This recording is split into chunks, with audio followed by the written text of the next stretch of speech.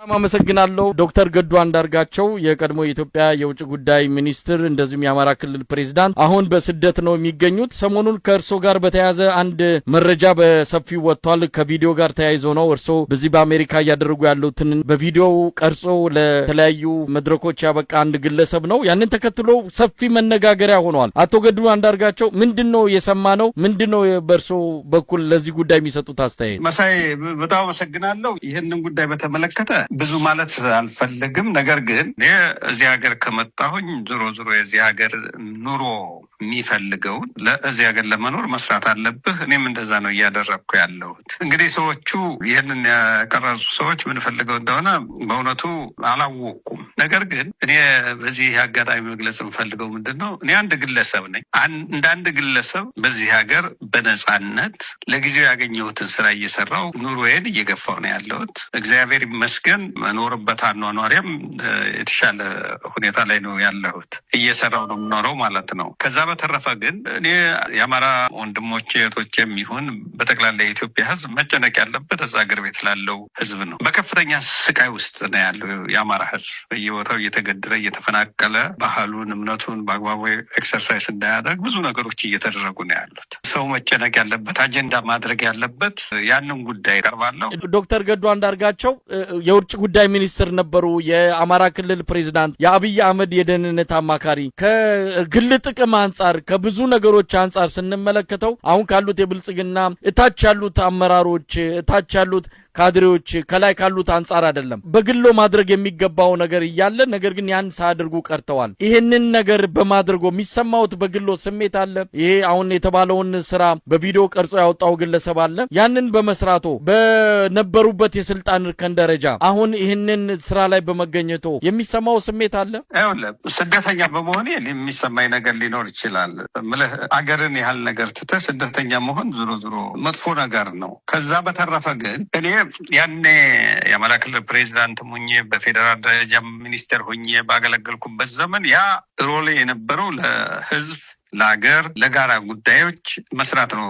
ህዝብ የተጣለብኝን ኃላፊነት መወጣት ነው። አሁን ደግሞ ከዚህ እየሰራ ያለሁት ለመኖር ነው። ለእኔ ለግሌ ነው እየሰራ ያለሁት ማለት ነው። ይሄ እኔ ራሴን ችዬ እዚህ ሀገር ከኢትዮጵያ ወደዚህ ስመጣ የልብስ ሻንጣ ከመያዝ በስተቀር ሌላ ይዤ የመጣውን ነገር የለኝም። አሁን ግን እየኖርኩ ነው። እዚህ ሀገር የሚኖሩ ሰዎች የሚኖሩትን ኑሮ እየኖርኩ ነው ማለት ነው እየሰራው። ይሄ ስራ ለእኔ የቤት ኪራይን ለመክፈል የሚያስፈልጉኝ ሌሎች ቢልስ ማለት የክፍያዎችን ለመክፈል እና ለመኖር ተረጋግቼ እንድኖር እንዳስብ በሚያስችለኝ መንገድ እያገለገለኝ ነው ያለ። እንደውም እኔ ከዚህ ከቆየው የምመኘው ወደ ሀገር የቶሎ መመለስ ነው። ነገር ግን ከዚህ የምቆይ ከሆነ የበለጠ ደግሞ ከዚህም የተሻለ ስራ በአይነትም ደግሞ ሌላ ተጨማሪ የምሰራው ስራ እየሰራው የበለጠ ኑሮዬን እያሻሻሉ መሄድ ነው እና ምንም እንደውም ወደ አሜሪካ እዚህ ሀገር የተለመደ ነገር አለ። ከሲስተሙ ውስጥ እንደዚህ እያልክ ነው ቀስ እያልክ ነው የምትገባው እና እንደውም ሳልቸገር እንትን ሳልል ራሴን በራሴ ለማስተዳደር መቻሌ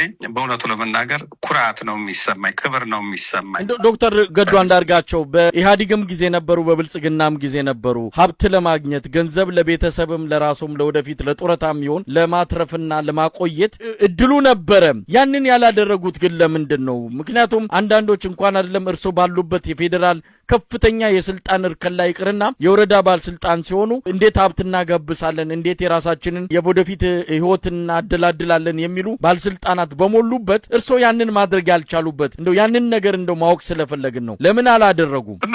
እንግዲህ እንደ ሰው ሊለያይ ይችላል። በምልህ ህገወጥ እኮ ነው። ያ እንድታስተዳድር ነው የተሰጠህ እንጂ ለግልህ ጥቅም ልታውለው አለ ማለት። በዛ የምሰራበት ጊዜ መንግስት ደሞዝ ይከፍለኛል። የሚከፈለኝ እንደሌላው መንግስት ሰራተኛ አለ። ከዛ በተረፈ ህዝብና የሀገርን ገንዘብ መውሰድ ከህግ አኳያም ትክክል አይደለም፣ ከሞራል አኳያም ትክክል አይደለም። እኔ ደጋግሜ እንደማነሳው በኢህአዴግ ውስጥ ስቆይ የሆነ ለውጥ እንዲመጣ በህብረተሰብ ደረጃ በአኗኗር ደረጃ እንዲመጣ የምፈልገው ዓላማ ነበረኝ፣ የማምንበት።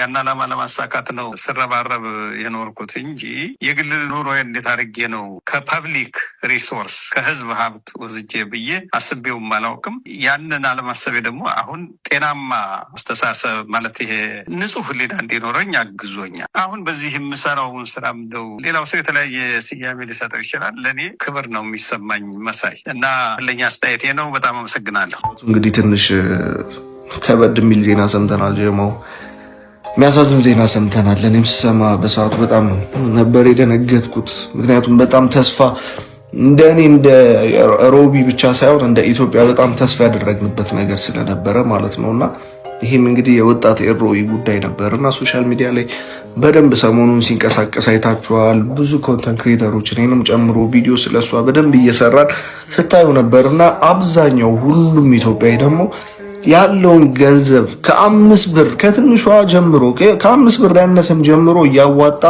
እቺ ልጅ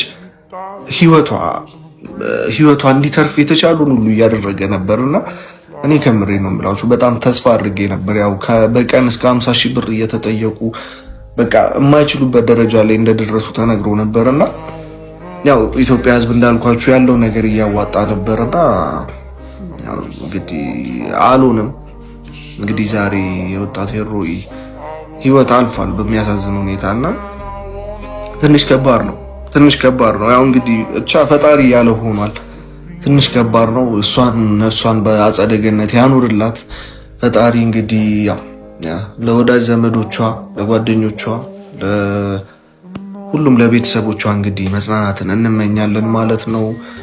ያሳዝናል፣ ብቻ ያሳዝናል። ይሄ ሀዘን ላይ ለቤተሰብ ለጓደኞቿ ብቻ ሳይሆን እንደ ኢትዮጵያ ነውና የሚያሳዝን ዜና ነው የሰማነው ዛሬ እና ያው አንዳንድ ስፔሻሊ ደግሞ የገንዘብ ስብሰባ ጉዳዩ ላይ አንዳንድ የሰማቸው ትንሽ የሚደብሩ አንዳንድ መረጃዎች አሉና ያሳዝናል። እሱንም መስማቴ እኔ ከምሬ ነው የምላቸው ያሳዝናል። ያው መጥቼ እዚህ ጋር በደንብ መናገር ስላልፈለግኩኝ ነው የሰማቸውን ነገሮች ማለት ነውና ብቻ ያሳዝናል። ፈጣሪ ያለው ሆኗል።